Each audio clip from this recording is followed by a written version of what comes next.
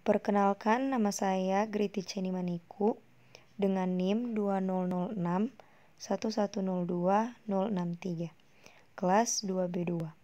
Di sini saya akan menjelaskan apa itu pasar modal dan pasar uang dalam mata kuliah Manajemen Lembaga Keuangan. Pasar modal. Pasar modal dan penjelasannya. Pasar modal merupakan tempat bertemunya dua pihak, yaitu investor dan emiten. Investor berperan sebagai pihak yang memiliki dana. Sementara itu, emiten merupakan sebuah badan usaha yang membutuhkan modal dan mengeluarkan surat berharga untuk diperdagangkan. Selain melibatkan investor dan emiten, kamu juga akan menemukan beberapa pihak yang turut berpartisipasi dalam pasar modal. Ciri-ciri pasar modal. Yang pertama, produk yang diperjualbelikan berupa surat-surat berharga dari suatu perusahaan, bukan valuta asing seperti dalam pasar uang.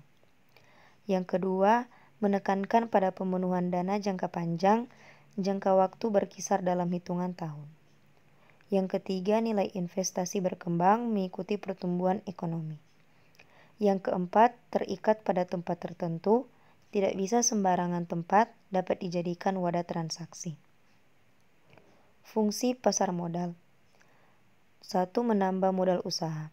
Bagi perusahaan, fungsi pasar modal ialah membantu perusahaan untuk mendapatkan dana dengan menjual sahamnya. Saham yang ditawarkan tersebut akan dibeli oleh masyarakat umum atau lembaga lain agar perusahaan bisa mendapatkan dana untuk operasional. Yang kedua, pemerataan pendapatan. Dalam jangka waktu tertentu, saham-saham yang sudah dibeli akan memberikan dividen atau bagian dari keuntungan perusahaan terhadap para pembelinya. Untuk itu, fungsi pasar modal dianggap sebagai sarana pemerataan pendapatan. Yang ketiga, menciptakan tenaga kerja. Pasar modal yang berfungsi menciptakan lapangan kerja baru dengan mendorong berkembangnya industri lain yang bisa memperkerjakan orang lebih banyak. Adanya tambahan modal bagi suatu perusahaan juga menjadikan produktivitas mereka meningkat. 4. Meningkatkan pendapatan negara. Dividen yang diberikan kepada para pemegang saham mengharuskan mereka untuk membayar pajak kepada pemerintah. Hal ini memberikan pemasukan pendapatan untuk negara melalui pajak. Dan yang kelima, indikator perekonomian negara. Kegiatan dan volume penjualan atau pembelian di pasar modal yang meningkat dapat memberikan indikasi bahwa kegiatan bisnis perusahaan dapat berjalan dengan baik, begitu juga sebaliknya. Jenis-jenis pasar modal. Yang pertama, pasar perdana atau primary market. Pasar perdana adalah pasar di mana efek-efek yang diperdagangkan untuk pertama kalinya sebelum dicatatkan di bursa efek. Di sini saham dan efek lainnya untuk pertama kalinya ditawarkan kepada investor oleh pihak penjamin emisi atau underwriter melalui perantara pedagang efek atau broker dealer yang bertindak sebagai agen penjual saham. Proses ini biasa disebut dengan penawaran umum perdana atau initial public offering atau biasa dengan IPO. Yang kedua, pasar sekunder atau secondary market. Pasar sekunder merupakan pasar dari efek yang telah dicatatkan di bursa. Dengan kata lain, pasar sekunder merupakan tempat investor dapat melakukan jual beli efek setelah efek tersebut dicatatkan di bursa sebagai kelanjutan dari pasar perdana. Di pasar ini, efek-efek diperdagangkan dari satu investor kepada investor lainnya. Pada saat saham terdaftar di suatu bursa efek, maka investor dari spekulan dapat dengan mudah melakukan transaksi perdagangan di bursa tertentu. Yang ketiga, pasar ketiga atau third market. Pasar ketiga disebut juga dengan OTC atau over the counter adalah sarana transaksi jual beli efek antara anggota bursa atau market maker serta investor dan harga dibentuk oleh market maker. Investor dapat memilih market maker dengan harga terbaik. Dan yang keempat, pasar keempat atau fourth market. Pasar keempat adalah sarana transaksi jual beli antara investor jual dan investor beli tanpa perantara efek. Pasar keempat hanya dilaksanakan oleh para investor besar karena dapat menghemat biaya transaksi daripada jika dilakukan di pasar sekunder karena dapat menghemat biaya. Sejarah pasar modal. Menurut buku Effectings yang dikeluarkan Vereniging dan Effectenhandel pada tahun 1939, transaksi efek telah berlangsung sejak 1880, namun dilakukan tanpa organisasi resmi sehingga catatan tentang transaksi tersebut tidak lengkap. Pada tahun 1878 terbentuk perusahaan untuk perdagangan komoditas dan sekuritas, yakni Dunlop dan Co. cikal bakal PT Perdanas.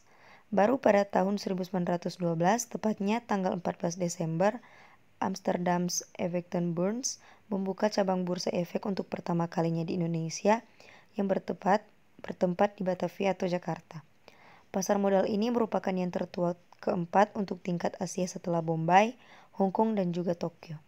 Awal mula kenapa pihak pemerintah Belanda mendirikan bursa efek di Batavia ini karena pada awal abad 19 tersebut berbagai perkebunan sedang dibangun secara besar-besaran. Agar proses pembangunan bisa berjalan dengan baik, maka pemerintah kolonial Belanda tentu saja membutuhkan modal. Pasar uang. Apa sih itu pasar uang?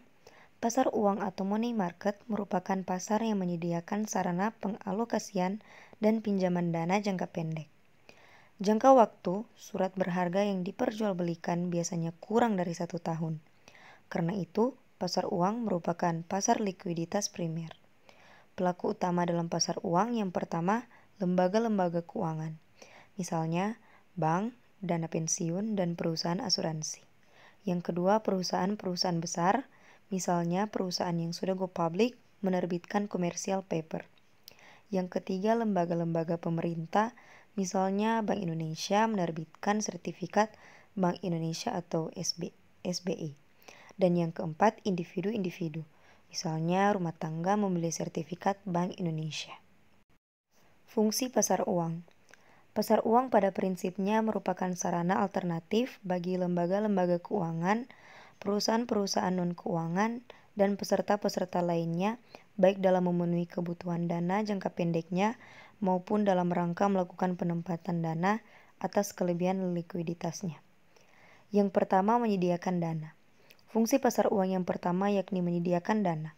Pasar uang memberikan dana jangka pendek kepada lembaga publik dan swasta yang membutuhkan pembiayaan tersebut untuk kebutuhan modal kerja mereka.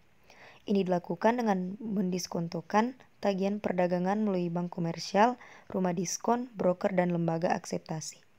Yang kedua, penggunaan dana surplus.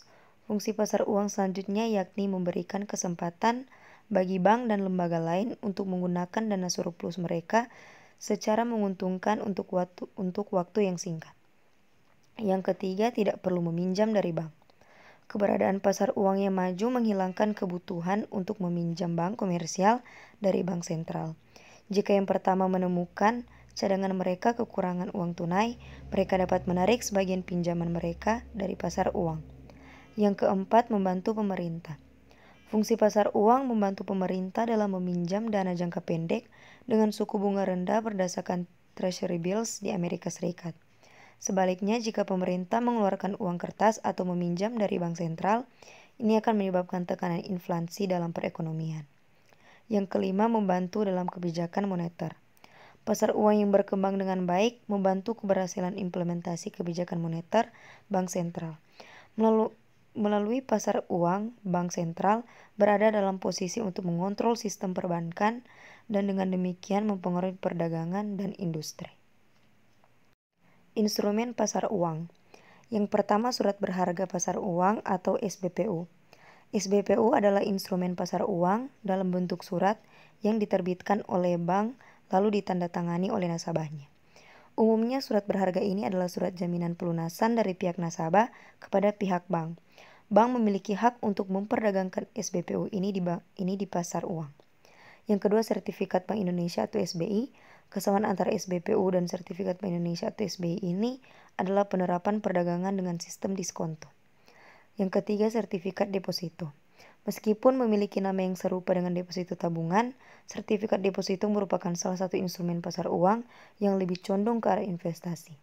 Yang keempat, banker acceptance. Banker acceptance atau BA adalah instrumen pasar uang yang hadir karena adanya perdagangan luar negeri, baik itu ekspor atau impor. BA sendiri berbentuk wesel berjangka dengan cap accepted yang bisa diperjualbelikan di pasar uang. Yang kelima, treasury bills.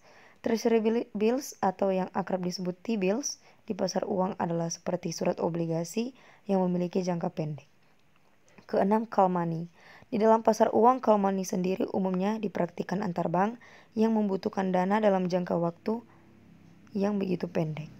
Yang ketujuh, promissory notes. Promissory notes merupakan surat sanggup bayar berbentuk nota yang memang dapat dicairkan atau diuangkan. Yang ke-8, commercial paper. Di Indonesia, commercial paper juga akrab disebut dengan surat berharga komersial. Karakteristik pasar uang. Karakteristik pasar uang yaitu yang pertama, menyediakan fasilitas atau jaringan transaksi jual beli aset finansial. Yang kedua, mempertemukan pihak yang memiliki surplus dana dengan pihak yang mengalami defisit. Yang ketiga, transaksi dalam pasar uang sebagian bersifat jangka pendek. Yang keempat, pasar uang juga bersifat untuk memenuhi kebutuhan dana jangka pendek perusahaan, lembaga keuangan dan pemerintah, mulai dari overnight sampai dengan jangka waktu jatuh tempo 1 tahun. Yang kelima, pada waktu yang sama pasar uang menyediakan outlet investasi bagi pihak surplus dana jangka pendek yang ingin memperoleh pendapatan atas dana yang belum terpakai. Contoh pasar uang yang pertama SBI, yang kedua SBPU, yang ketiga sertifikat deposito, yang keempat interbank call money, yang kelima commercial paper, dan yang keenam treasury bills. Perbedaan pasar uang dan pasar modal. Yang pertama, jangka waktu. Seperti yang sudah disebutkan di atas, pasar uang biasanya dimanfaatkan untuk keperluan dana jangka pendek, baik itu oleh investor maupun oleh para pencari modal, lembaga keuangan, perusahaan non-keuangan, serta peserta lainnya. Dana jangka pendek ini berarti kurang dari 1 tahun. Yang kedua, produk yang diperjualbelikan. Perbedaan pasar uang dan pasar modal yang kedua adalah produk atau instrumen yang diperjualbelikan. Pasar uang memperdagangkan sertifikat Bank Indonesia atau SBI, surat berharga yang dikeluarkan oleh Bank Indonesia sebagai bentuk utang dengan jangka waktu yang pendek, yaitu 1-3 bulan dengan sistem bunga.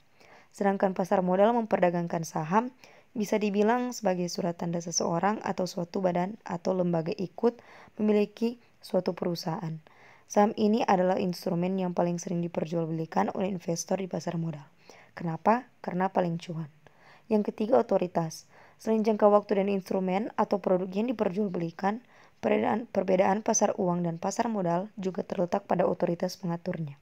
Otoritas tertinggi pasar uang terletak di Bank Indonesia yang berwenang mengatur, mengizinkan, mengembangkan, hingga mengawasi setiap kegiatan yang terjadi di pasar uang. Dan yang keempat, risiko. Risiko yang bisa ditimbulkan dari investasi di pasar uang diantaranya adalah fluktuasi nilai surat berharga yang bisa mengakibatkan gagal bayar, inflasi, capital loss, hingga perubahan nilai mata uang. Sekian dan terima kasih.